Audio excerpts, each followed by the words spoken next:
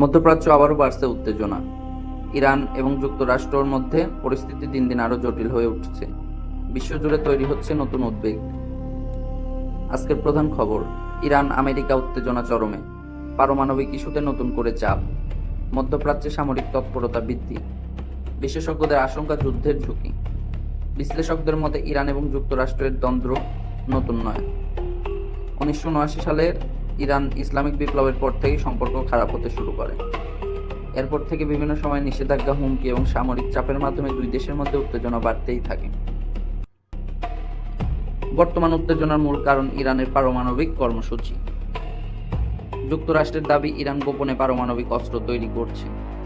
অন্যদিকে ইরান বলছে তাদের কর্মসূচি সম্পূর্ণ শান্তিপূর্ণ। এই ইস্যুতে ইসরায়েল সহ অন্যান্য দেশও উদ্বেগ প্রকাশ করেছে। সাম্প্রতিক সময়ে ড্রোন হামলা, সামরিক প্রস্তুতি এবং পাল্টাপাল্টি হুমকি পরিস্থিতিকে আরও উত্তপ্ত করে তুলেছে। মধ্যপ্রাচ্যের বিভিন্ন এলাকায় সেনা মোতায়েন বাড়ানো হয়েছে। বিশ্লেষকদের মতে এই পরিস্থিতি যে কোনো সময় বড় সংঘাতে রূপ নিতে পারে। যদি এই উত্তেজনা পূর্ণাঙ্গ যুদ্ধে রূপ নেয়, বিশ্বজুড়ে তেলের দাম বেড়ে যেতে পারে, অর্থনৈতিক সংকট দেখা দিতে পারে, আন্তর্জাতিক নিরাপত্তা হুমকির মুখে পড়বে। বিশেষজ্ঞরা বলেছেন এই সংঘাত শুধু দুই দেশের মধ্যে সীমাবদ্ধ থাকবে না। এই ছিল ইরান ও যুক্তরাষ্ট্রের বর্তমান উত্তেজনা নিয়ে সর্বশেষ পরিস্থিতির উপর নজর রাখছে পুরো বিশ্ব। নতুন আপডেট পেতে আমাদের সাথেই থাকুন।